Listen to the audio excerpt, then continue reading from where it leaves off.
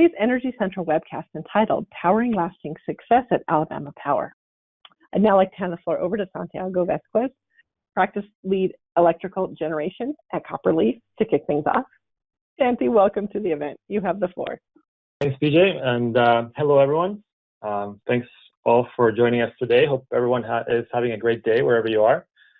Right now, I'm in the Canadian Maritimes in Fredericton, New Brunswick, which you might be surprised to hear is just as far from Vancouver, which is where I live, where I'm based, as it is from Ireland. So I was surprised to hear that when I found out. So I could just as easily keep going east and grab a pint of Guinness at the end of the week as I could just go back home. So kind of interesting. But yeah, this is, like PJ said, Energy Central's webinar, and our topic for today is on powering lasting success at Alabama Power Transmission. So that's basically a catchy name for our implementation project of Copperleaf, the software, which is used for capital planning. And we're going to be looking at that through the lens of change management and governance.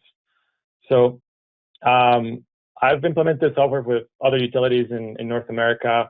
And the one thing that all these implementations have in common is that changing how an organization makes capital investment decisions is a challenging task, right? As we all know, change can be difficult, especially when that comes with questioning our assumptions and introducing a new way of thinking about the problem. So, you know, it can be difficult, but this implementation has been unique from the others in the approach that the team have taken on governance and change management. And I'm hoping that the decision today will be interesting to you and that you can take some lessons learned from the approach that we took in order to ensure this lasting success at Alabama Power. So let me take you through the agenda. And if we can go to the next slide. So the first thing that we'll do is give a brief overview of Alabama Power, as well as the overview of the project. Then we'll be jumping on to change management and governance approach before we do a deep dive into each one of those, starting with governance and then change management. Then we'll talk about what the next steps for Alabama Power in this journey are, and try to leave some time at the end for some Q&A as well as some discussion if we have some. Now, before we go any further, PJ, if we can go to the next slide, I'll just go ahead and hand it over to first Rose, then Eric, and lastly Emily to introduce themselves as well. So, Rose, welcome. Thank you. Hi there.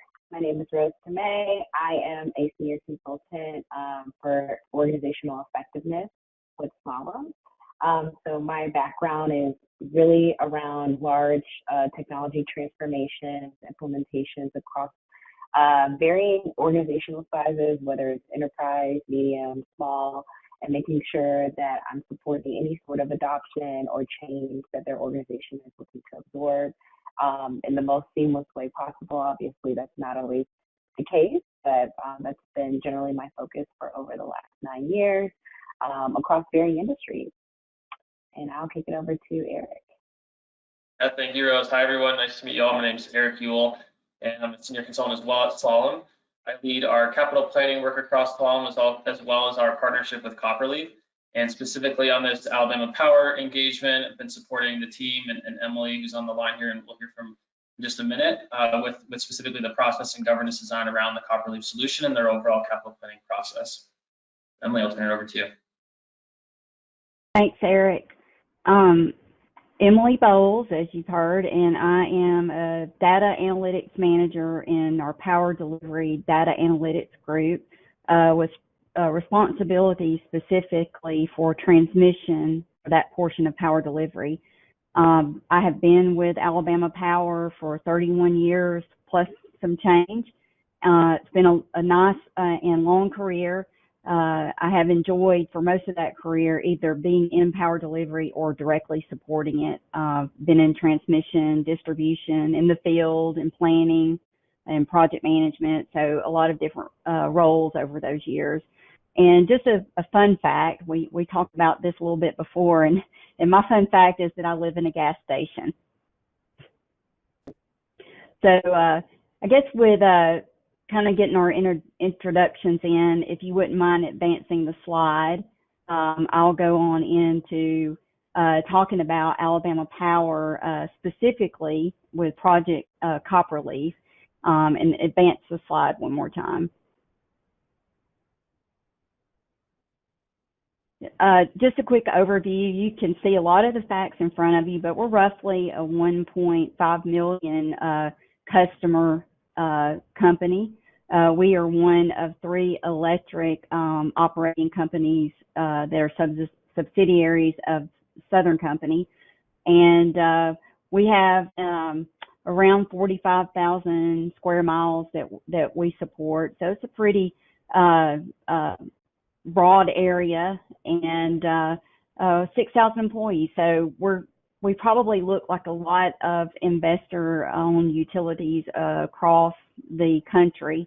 And I'm hoping that today generates some conversation. And if you see that, hey, we look a little bit like Alabama Power, I wonder what they're doing with capital investment, I would totally invite you to call and talk to me about that.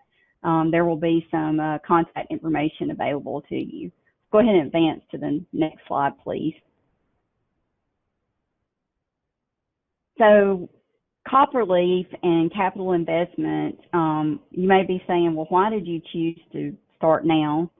We knew that in 2024 at Alabama Power that we were going to be extremely capital constrained, high interest rates, a need to not impose cost increases on our ratepayers, and we needed a way to really better look at our investment needs and to prioritize those.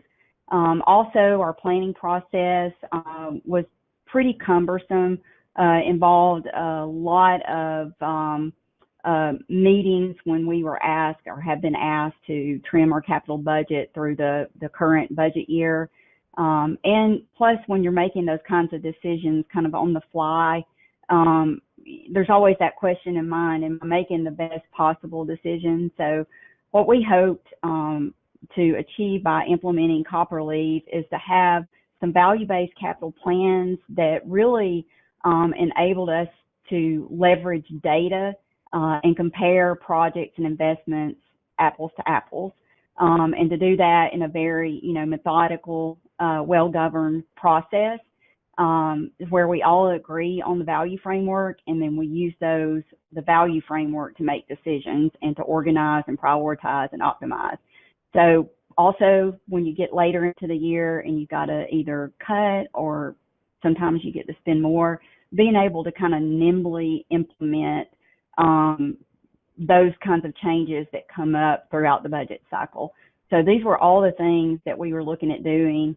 And a little background information too, coming out of COVID, I know, like most companies, we were really restricted in doing personal meetings during that time period through the pandemic.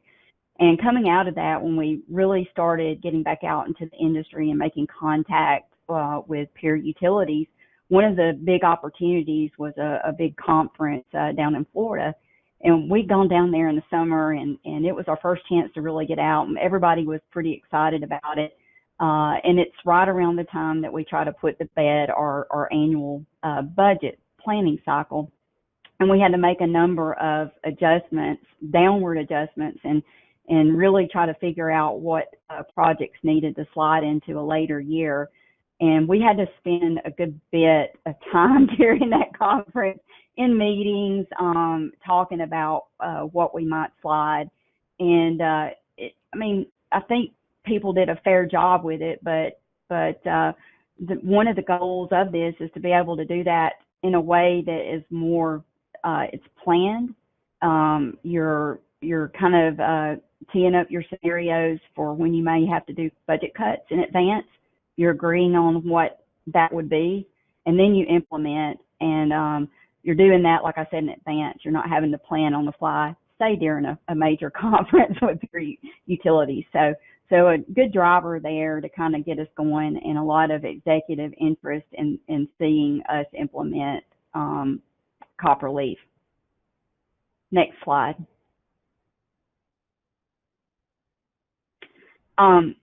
This is one of my favorite things to talk about, and that's the success because we have a kind of a three-pronged or three-legged stool approach. One is obviously we've got a wonderful application in Copperleaf. It's a tool that is strong. It's being utilized by a lot of companies across the world, but utilities in the United States. And also, we have some expertise in-house that we wanted to capture. And Copperleaf allows you to take into account how we personally would value our investments. And we strongly leverage that internal expertise to do that. And then lastly, but far from least, is the change implementation partner that we have in Slalom. I can tell you I'm a part of a very small group, and we're challenged every day to leverage the resources that we have to be able to implement projects, to move data, to get data out of the box, and really having someone to kind of help establish governance around the plan. That's helped us so much. You're going to hear more about that later. But that is why we've been able to work successfully over the past year to implement Copperleaf. And then also the oversight just from the group I'm in, which is the data analytics team, being able just to kind of make sure we have the data there that we need to enable those data-driven decisions. All right, next slide. I touched on this some, but working with an implementation partner, kind of a funny backstory is I had another presentation I was working on, and part of that entailed talking about the change management in Copperleaf. And I can tell you when I started actually going through, because I was looking for the wording, I was looking for the images to kind of capture the many different things that we had gone throughout this journey in implementation. And I was just taken aback when I had to recall all of the different things that our implementation partner had done for us. But we had very robust governance and procedures that had been defined all the way down to some very detailed bylaws. We had dozens of interviews with internal stakeholders, and I will tell you, I'm not even sure I had the full count, but I know it's something around 150. And so we really did weave in people's perspectives and expertise into every aspect, from the technical through the governance and everything that we work to design this application to be specific to Alabama Power. And then just the communication that we had around the project and the timeliness of our deliverables. Really, the implementation partner not only helped us meet milestones, but also kept Copperleaf and Alabama Power accountable to each other, which I think has been helpful to us both. I think Santi would agree with that as well. So I could not have done it without implementation help. Like I said, we're a tiny, tiny group, and the level of professionalism and expertise with which the change has been managed has really been what's made us successful. And with that, I didn't know, Santi, if you had anything to add to the implementation piece there. Yeah, thanks, Emily. I think and I can speak to this from the Copperleaf perspective, I couldn't agree more with everything you've said about, how great of an asset Slalom have been for this implementation, right? Just having that dedicated personnel to change management is a luxury that not every project has. It's definitely been very valuable here. Among many things, Slalom are closer geographically to Alabama Power, and that allows them to have that in-person touch and perspective that I think is so valuable to the organization, to folks in Alabama Power. They've been able to understand the organizational structure really well, and really embed themselves in the organization as if they've been working there for a long time. I remember my first on-site visit. Rose here already had her ID badge set up. She already knew where every room in the building was, and it just was an example, right, of how the team was able to integrate themselves so well into the organization. And again, that was just a great asset for us to know where to focus our effort and energy from that change management and governance perspective. Yeah, I agree totally with that. And I would say this too, Sandy, just talking about the proximity, especially with Rose and a few others at Slalom being so nearby, that has been helpful. But also, I've never felt like, I mean, Copperleaf's been present too in person many, many times. So I do want to say give yourselves credit for that. So it's really been a strong in person, and that's what a lot of the people that I work with here at Alabama Power and the transmission organization really do appreciate, is the hands-on, I'm here with you, we're elbow to elbow. So that part has definitely gone a long way with helping this to be a success. And I guess if we're good to move on, I'm going to go ahead and turn over the next portion of this presentation, which is governance and change management, to Eric. Perfect, thank you, Emily. So now we have a good understanding of Alabama Power, the project overview. What we're going to take a little bit of time going through here today is first our just overall perspective and approach to governance and change management, and how we brought that to this Project Copperleaf engagement. And then we will dive a little bit further into each of those components and take a look at how we actually tailored these things for Alabama Power and this project. So if you could advance to the next slide, and then we'll start to dive in here. So first, I'd just like to baseline here for everybody on the conversation that when we talk about governance and the approach that we took at Alabama Power, we're really focused on 5 different components that all together are really help driving and safeguarding the outcomes that Alabama Power is looking for. And we're doing that through driving intentional leadership, sponsorship and accountability, having very robust decision models and very clear roles and responsibilities for people in the capital planning process, and also through their use of the Copperleaf solution. So the 5 components of governance that we designed around for this engagement were, number 1, the processes and practices.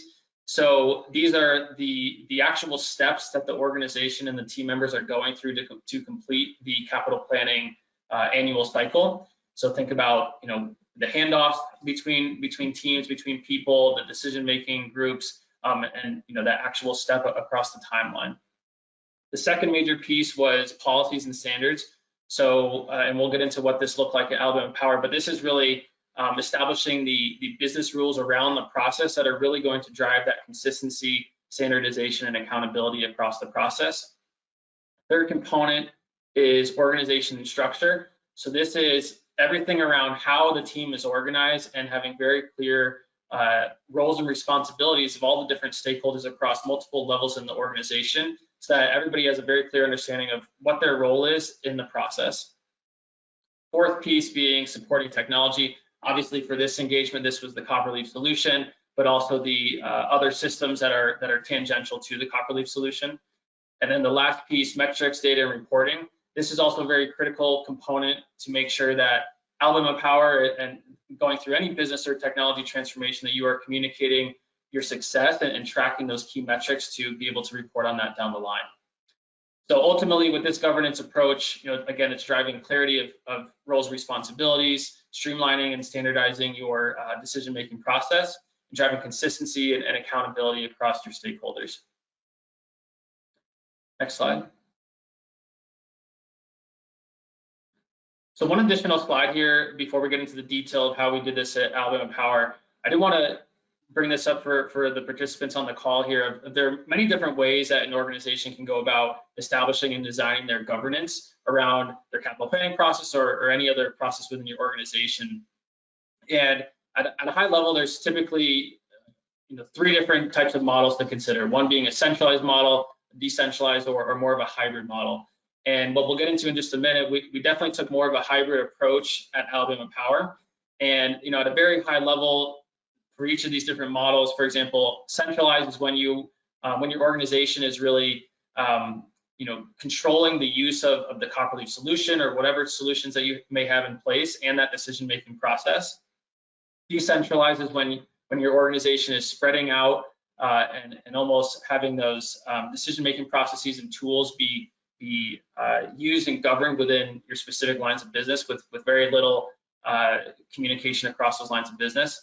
And then on the hybrid side, this is where the processes and the Copperleaf solution are managed by a small group of people who are experts in the tool, almost like a center of excellence. And then the individual business units are responsible for their project origination, their evaluation of the projects, and then having for example, a capital review committee, which is what we created at Alabama Power, to essentially review all of those projects across business units and put together a plan that is best for the organization. Next slide. Okay, and then also wanted to touch on our change management approach for this engagement as well. And so any organization that is going through any business or technology transformation, just as Santi talked about at the beginning, it's a high degree of change, and it impacts multiple levels of your organization and the people in their day-to-day jobs. And so what we try to implement at Alabama Power is this approach to move your organization and the team members across this change journey. And we did this through essentially 5 major topic areas, and the first being awareness of the need to change. So communicating why is the Copperleaf solution coming into Alabama Power? What's the reason for that? Building desire for that change. So communicating what are the benefits of this solution and redesigning the process. Knowledge and ability. These are critical components to ensure that the stakeholders within the organization are actually enabled to carry out that change. So think about all of the training and enablement activities that would go on there. And then lastly, reinforcement. And reinforcement being how are we communicating success and reporting on the success of the Copperleaf solution. Next slide. So when we move along that change journey, there are several different areas of focus to move the organization across that journey. The first one that is absolutely critical and probably the #1 success factor of any business or technology transformation is leadership alignment and ensuring that you have executive sponsors who are bought in, who are driving the change and communicating out to the business for why this is happening and the benefits that it will drive. Second piece, stakeholder engagement. Emily mentioned that we conducted hundreds of interviews, really ensuring that the Copperleaf solution and the overall process was being designed collectively with all the different stakeholders in the organization, and then supporting that through a robust communication strategy of building that awareness, the desire to enable the change. And lastly, training, adoption, and measurement. Again, these are critical areas to, again, move an organization across that journey. So I think at this point, we can advance the slide again, and we'll start to get into the detail of how we actually employed this within Alabama Power. Okay, so I'm going to first talk about the governance approach, and then Rose, towards the end here, will talk about the change management. So specifically for the governance design, we developed the design in parallel with the Copperleaf technical design. And together, we finalized the future state governance design and the tool design, and together went live with a solution on both sides of that during August earlier this year. And so just as I talked about with those 5 different components of governance, we addressed each of those components in our future state design at Alabama Power. So the organization and structure, the policies and standards, the processes, obviously the supporting technology, and then metrics and reporting as well. So we'll start to double click again and get into each of these in a little bit more detail. Okay, so the first slide here on our organization and structure. So before we designed the future state governance structure to support the capital planning process, Alabama Power's capital planning process was very much driven in a very siloed manner, and the decision-making authority was really in the finance organization and as well as the project management organization. And one thing that we heard very early on was that those organizations, while they're absolutely critical and supportive of developing that plan, are not the organizations that know the individual needs and projects within each of the different groups within transmission.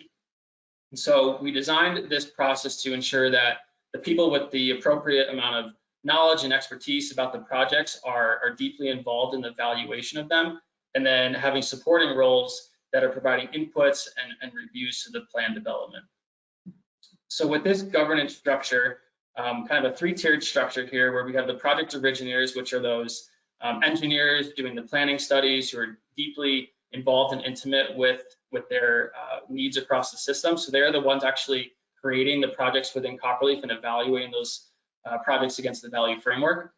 And then in the middle layer, we have a capital investment committee, and this was a new committee that has been stood up, and it is a group of managerial level leaders across power delivery, and specifically within transmission for where we implemented the solution, that get together and discuss the candidates for investment and essentially put together an endorsed capital plan that is best for power delivery, not necessarily focusing just on their specific line of business. So this is a cross-functional committee that is charged with putting together that plan.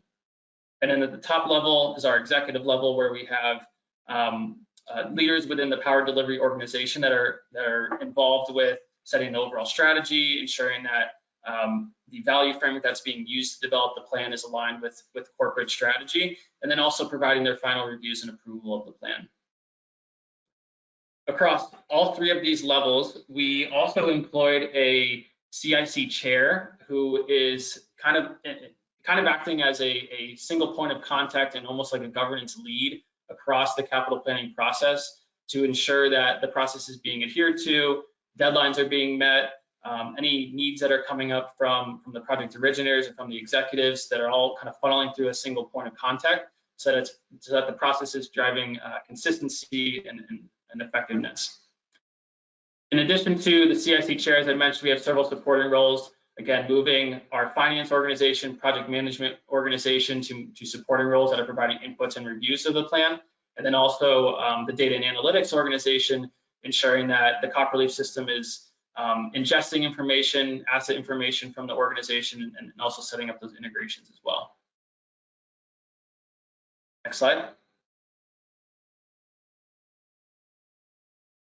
Okay, so diving a little bit deeper on the capital investment committee. So again, this was our middle layer and the group of managerial level leaders who are reviewing and endorsing that capital plan that then gets put forward to executives for review and approval. So this is a group of 10 people currently within Alabama Power Transmission, again, cross-functional across different business units. And what we have created is a commissioning this group through. We have a bylaws document that has very clear detail on the purpose and authority of this group, who the members are, what are their roles and responsibilities, when this group meets, how they are going to meet, how they're going to conduct their process, and then also how are they going to communicate out to the broader business and stakeholders as well. Next slide. So taking a look at the process piece of our governance design. So at a very high level, the capital planning process enabled through Copperleaf was designed to really drive consistency and reliability across all of the origination groups. So as I mentioned, in pre-Copperleaf Alabama Power, each of the groups were using slightly different methods or processes and even criteria for how they were developing and putting forth their projects. And so with this process that we've designed is really driving consistency across all the different groups and how they're developing their projects and putting them into Copperleaf. So at a high level, the process is projects are identified by the originators, then those projects are created in Copperleaf, which includes implementing or putting in the forecasts for that investment, the value framework, any milestones associated with those projects. And then at this point, we're having a transition point going from the individual projects to putting together a portfolio of projects. And this is where the Capital Investment Committee comes in and takes all of those projects for consideration and runs an optimization within Copperleaf and endorses a capital plan within X amount of constraints that then gets put forward to leadership for review and approval. Last thing I'll mention here on the process piece here is we are currently implementing workflows, and workflows are a way to automate much of this process and also a way to really enforce the governance design by making sure that at certain steps in the process, information is being routed to certain people, and again, enforcing that governance design. Next slide. Okay, so in addition to the capital planning process and the Copperleaf tool implementation, an additional thing that we designed and created for Alabama Power that we all view as absolutely critical for the organization is establishing a capital planning process and tool enhancement procedure. And so, as I'm sure many of you on the call are familiar with, any new software implementation or new process design continuously needs to be reviewed and refined going forward. And especially in the capital planning cycle, it's oftentimes an annual cycle, and you want to be continuously improving on it for the next one. So what we established was a process for how this continuous improvement will occur within Alabama Power. And part of an additional responsibility of the Capital Investment Committee is to annually, after the plan has been reviewed and approved, to essentially get together and have a debrief session where they're going to discuss how did that previous planning cycle go. Let's take a look at the Copperleaf system parameters and components. Is there anything that we need to tweak in that system? Is there anything in the process or who was involved in the process that needs to be changed? And that committee will discuss those things and make recommendations for what should be improved upon for the next cycle. And then the team will then carry out executing and redesigning or updating those pieces across both the process and the Copperleaf system. We also have another method for stakeholders to submit feedback and input to any future enhancements throughout the year as well. Okay, next slide. Okay, so I'm going to transition this over to Rose, and towards the end, I'll be happy to take any more questions on the governance approach.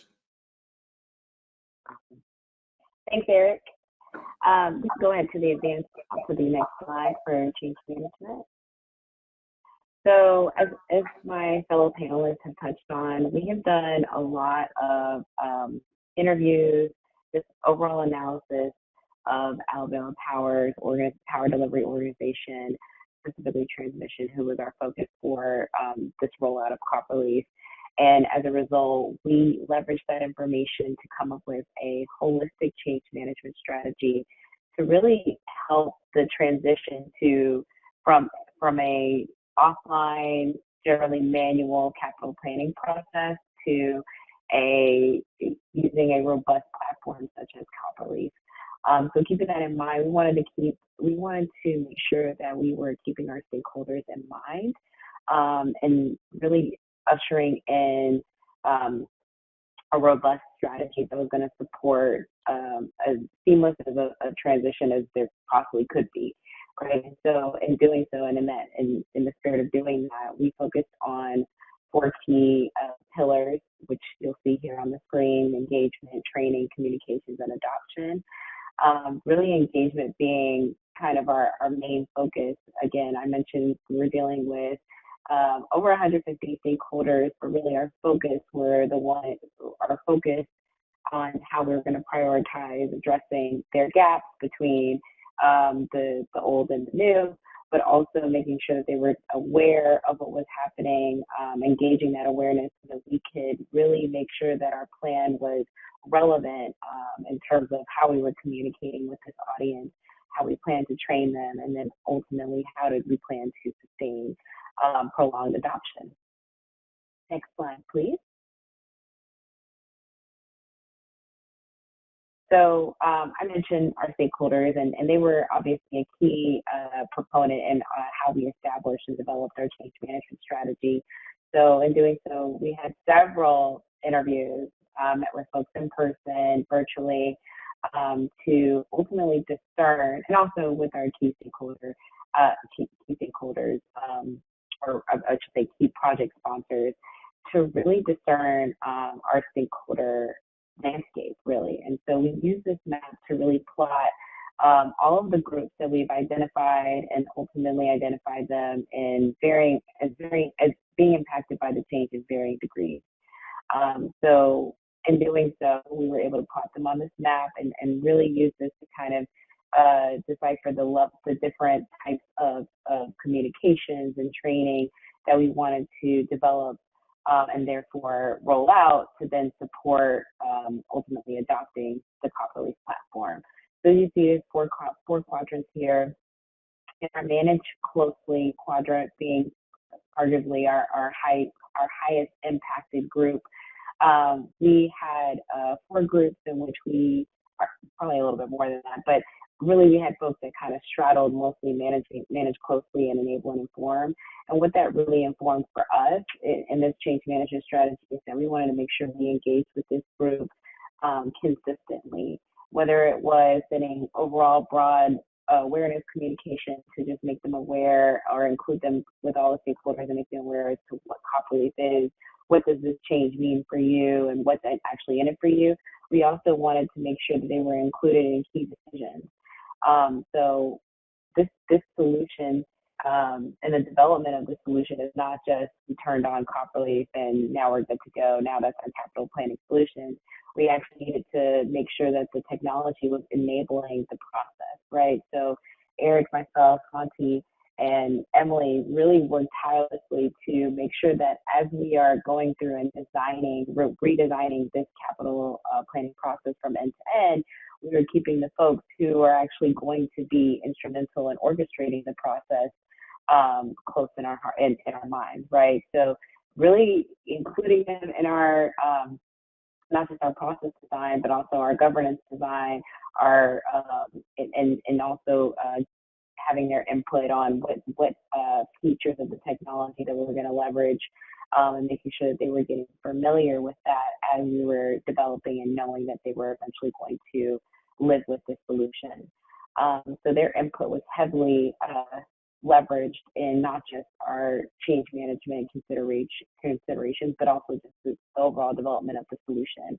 So there's some ownership there, right, where folks actually felt, or ideally our goal was that folks felt like they were a part of the solutioning, and they were also the ones, because they were informed in solutioning, we leveraged some key folks to actually support the rollout of our change management efforts.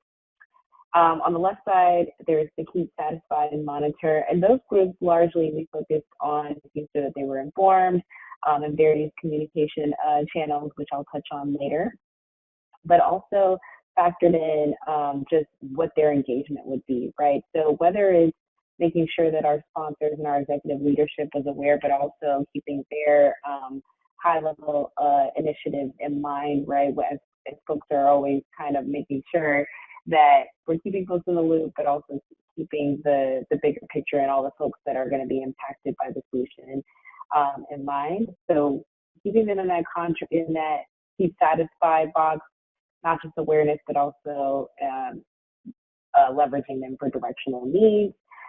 And then the monitor piece, really folks who we felt would be a part of the design of the solution, or even just kind of considering their opinion, so that we had, like I mentioned, a holistic solution. And then therefore consider them for how we were engaging them in our change management strategy. Next slide, please. Oh, yeah, there we are. So I mentioned before, right, the communication aspect. So after we went through and really assessed our audience, really understood and categorized them in that map that we were looking at previously, we wanted to also figure out how do we make sure folks are staying informed and the right level of detail is going to the correct audience, right? So we identified 6 communication channels. And the way we identified this is really just aligning, is really taking our best practices, but also aligning with what has worked at Alabama in the past, Alabama Power in the past, right? So we wanted to keep in mind that we don't want to just force people to use solutions or tools or collaboration tools that they're not familiar with or not going to use, right? So you need to meet people where they're at. So that was a huge proponent in how we decided which communication channels we were going to leverage. So going left to right, the project walking deck was really more so to give people an understanding of what the project was, no matter what their relationship was to the project. So whether you are hands on keyboard, sitting elbow to elbow with us developing the solution, or you actually have nothing to do with capital planning within Alabama Power, but you're just curious as to why we're doing this, and or even our opcodes right outside of Alabama Power, right within the Southern Company sphere, we leverage the project walking deck to really help educate people on what led Alabama Power to choose Copperleaf as its platform, and then ultimately how we planned on developing and leveraging the platform. So that project walking deck evolved throughout our entire, I would say, throughout the life of the actual implementation, and is probably the piece that was used across all stakeholder audiences. Moving on to the right being our capital planning hub site, which is also kind of our step up from the project walking deck, where we wanted to create a centralized location for stakeholders and just curious followers of Copperleaf across the entire organization. So not only did we leverage this to sort of, I would say, create a more live version of what Project Copperleaf is about, but also a way to solidify a repository for our learning materials, all the training materials, all the training, recorded trainings that were conducted, as well as all the governance materials and materials that were created to be more so of a leave behind for people to continuously reference on their own. So that's our capital planning hub site. And then the monthly newsletter, similar to the project walking deck, is to keep folks aware of how we're progressing and all the latest things that are going on with Project Copperleaf, but in a monthly format. And this was sent directly to folks' email. So it's just another way for people to just get their hands around all things Project Copperleaf. And then the bottom three, so our Change Champion Network, which is probably the most important piece of this entire change management effort, right? So these are folks who we identified within each business unit to are resident experts, but also be a peer, a true ear for on the ground to all the folks who they're shoulder to shoulder with on a daily basis, to be our two-way feedback mechanism, right? Collecting information from stakeholders that we may not capture because we're interacting with folks on a more peripheral level, but also helping with cascading messaging, key messaging around what training is going to be available, when do you train, when do you test, when will this platform be made available to you, and what does that mean for each type of user? So our Change Champion Network is still instrumental to this day, even after we've gone live, and ultimately we're going to leverage them to be our super users as we continue to evolve the adoption of the solution. And then the last two are actually table stakes, right? Weekly project updates. That's really focusing on our project sponsors and making sure our project team is aligned on key activities and how we're progressing, and also reporting risk issues so that we can quickly take them. And then Teams channel updates. So we do this in a myriad of ways. This is how we also connect with our Change Champion networks continuously, but also how we interact with folks on a more real-time basis. So Teams channel has been used to really make sure we can capture feedback, but also share any ad hoc updates. Next slide, please.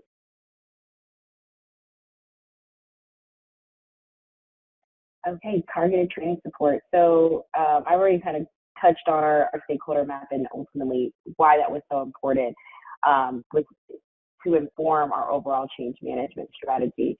And the training is no different from that, right? So as we went through and mapped who was, we really wanted to make sure that we were developing training that was going to resonate at every level or every type of user, right? So whether you're a user that's actually going to be hands-on keyboard in the tool, originating or evaluating projects, meaning our project originators, we're adding key corresponding data, like our project management team, including costs or milestones, dependencies, so on and so forth, or our finance folks who are kind of helping marry up our costs or our investment costs with our budget.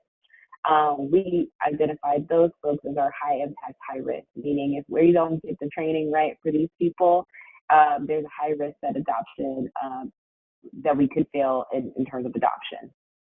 And so when we created this map, or this blast radius, if you will, it's really to help us as a project team understand what's the degree of impact and risk for each stakeholder group, and therefore from there develop the training accordingly to make sure that we are really attentive to the appropriate group. Next slide, please.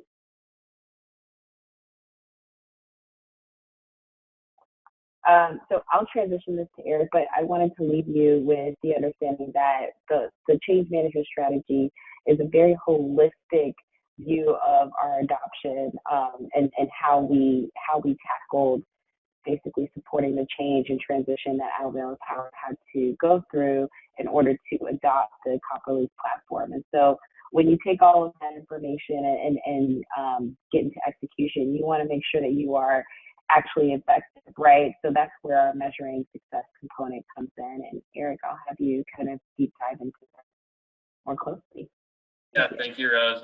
Yeah, so just as Rose was talking about early on with the change management strategy, adoption and ensuring that the solution post go live is adopted is definitely critical, and a way to help it reinforce that is through measuring success and then communicating out those benefits to the stakeholders that have been deeply involved, and also other people that are a little bit more tangential to the engagement. So very early on in the project, we got together our project team and brainstormed what are target benefits that the organization is trying to achieve with the use of Copperleaf and improving the capital planning process. And what we have here on the screen is essentially boiled down into three major target benefits. The first being to improve the capital planning process and the efficiency around it. Second being improving communication of the plan, both internally to executives and also externally. And then third being improving the value that is being created from the capital plan for the internal organization, shareholders, and also ratepayers as well.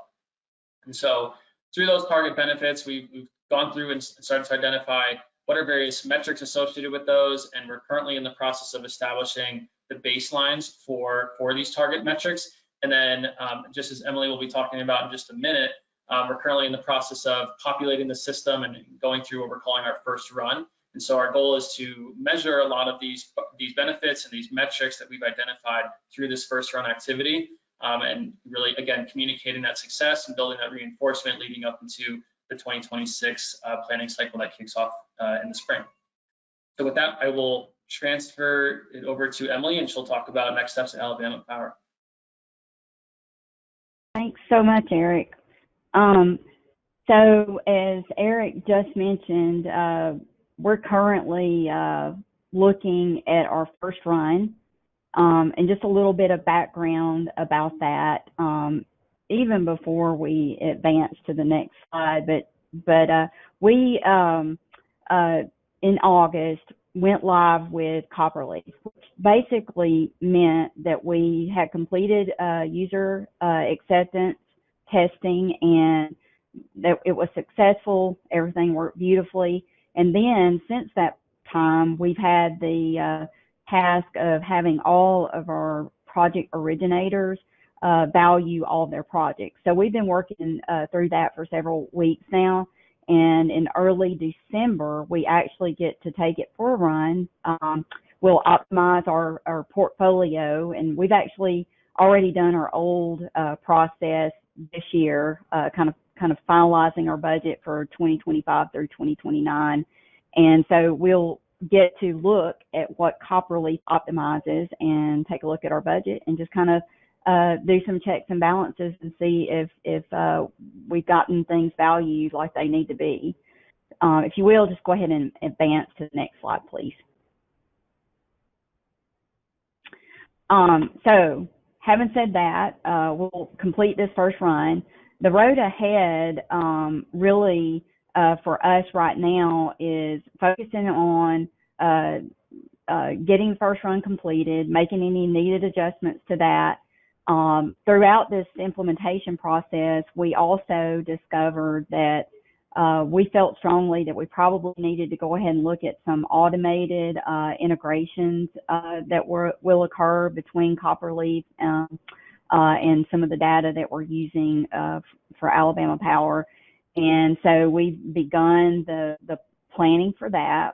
We've had several meetings around that, and we're kind of establishing what that's going to look like, as well as workflows. Workflows was a big kind of like aha moment as we're kind of going through first run. And even before that, we knew that it was going to be helpful to have Copperleaf kind of step us through the process of originating an investment, prompting somebody to review, prompting another person to approve, and just kind of walking those investments through the different stages in Copperleaf throughout the investment life cycle. So we are in the process also of designing that, and by the end of Q1 2025, maybe even a little bit earlier than the end of Q1, we'll actually have those integrations and workflows.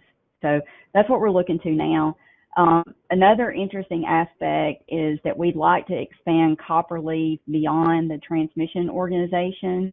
So we've also discussed and have been sort of evaluating and thinking through what that would look like to expand the distribution to include all of power delivery.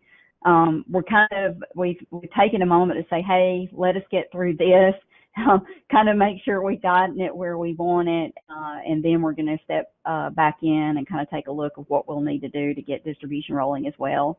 We're also talking through our power delivery technology capital portfolio for applications and technology needs across Southern Company for the electric opcos, which is Mississippi, Georgia, and Alabama Power. There's probably a pretty strong opportunity for us to go ahead and do that, really even in advance of distribution. So we're thinking through that right now. So lots on the radar for us, probably into 2025 for expanding Copperleaf. And then we have other organizations. I think when we complete our first run and people see what we've done and word gets around, I think we'll have an opportunity. We've had several stakeholder people that Rose talked about that maybe aren't part of this project, but they're just interested in what's going on because they're looking at their business unit to see if this could be of value to them. So definitely lots of opportunity here, and I think we'll have an opportunity really to expand beyond power delivery. And that's all I have. I know we're kind of getting close on time. We want to go ahead and advance to the next slide and talk about questions. We're ready to field some questions if you guys have some for us. Perfect. Yeah, thanks to all of our panelists. And I'm gonna just do some moderating here with all the questions. I see quite a few of them coming into the chat. And just to get us kicked off, I think this one transitions smoothly, Emily, from what you were just discussing about starting over with the transmission part of the business. So why did you choose to start with transmission, and what's the timeline like for rolling out to, well, I guess the timeline was you just discussed, but what was the thinking there in choosing transmission? Yeah, well, really, we started with transmission. We knew it was going to be a power delivery effort. We knew we had to have some kind of game plan, and the transmission capital investment portfolio is the bigger portion of the entire power delivery portfolio, although I would say not by a whole lot. So it was just a starting point. And also, I would say, I mentioned earlier on that back in 2022, when we were trying to tackle during a conference, making some decisions around what to delay, that was primarily involving transmission projects. So we thought, well, here we know we have a challenge. Let's take that 2022 example and apply this application to implement for the area we knew we were struggling with in a short time frame. and also a bigger portion of the capital portfolio. In terms of, I think you may have asked too about the time. It moved pretty quickly from the moment we decided that we were moving forward and worked on the particulars of how we were going to do this with Copperleaf. That went really fast. We had a kickoff meeting almost a year ago, not quite a year ago, and we'll do our first run of capital investments early December. That's about the time we kicked off. So we looked at 12 months, and that was to do everything: design, engage, all the 100 plus stakeholders, get everybody trained, and actually get all of our folks doing their investment valuing these past few weeks. So not really a long time to make something happen. Whole new governance structure. So right at 12 months. Yeah, especially for the massive amount of change that this involves.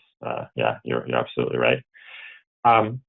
Okay, I'm gonna pass the next question over to Rose. Rose is related to the stakeholder diagram. How did you identify the different stakeholder groups before putting them on the stakeholder map? And was there disagreement about which groups to include?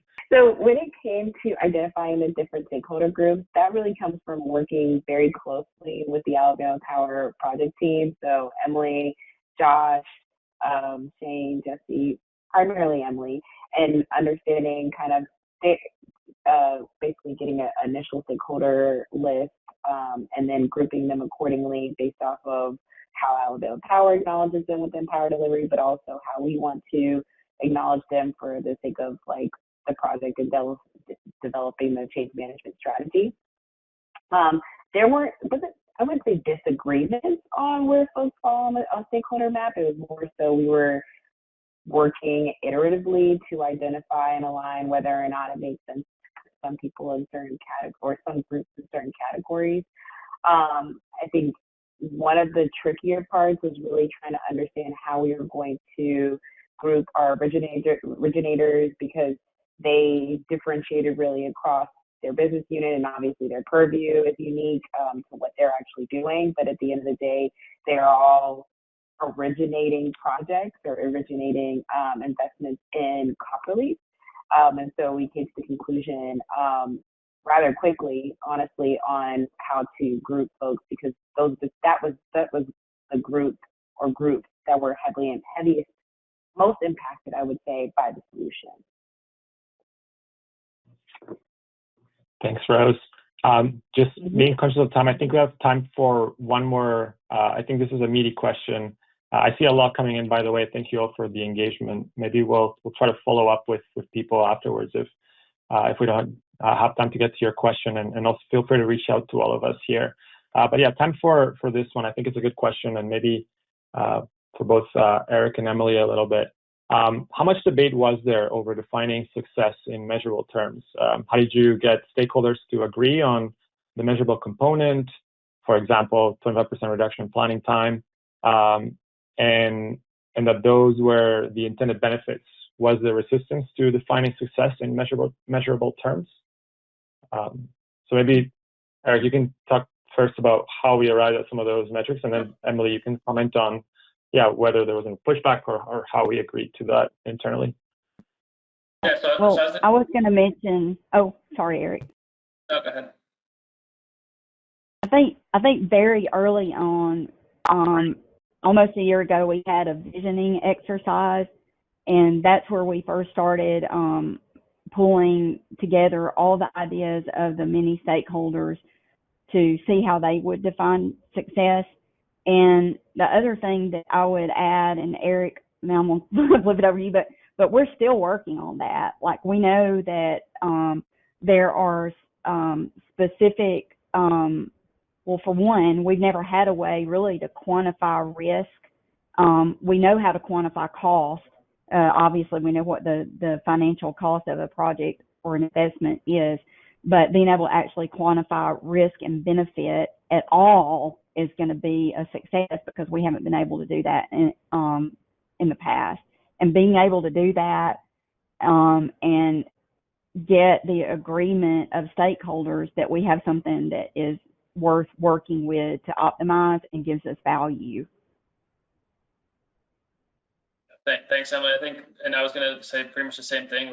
We're in the process right now of going through this first run activity where a lot of these metrics and target benefits will be refined as information becomes more available on how the Copperleaf solution is producing a optimized plan versus how it was previously done before Copperleaf. And so the main thing that we're trying to do is keep all the stakeholders involved and not doing this in a vacuum and in a black box just with the product team.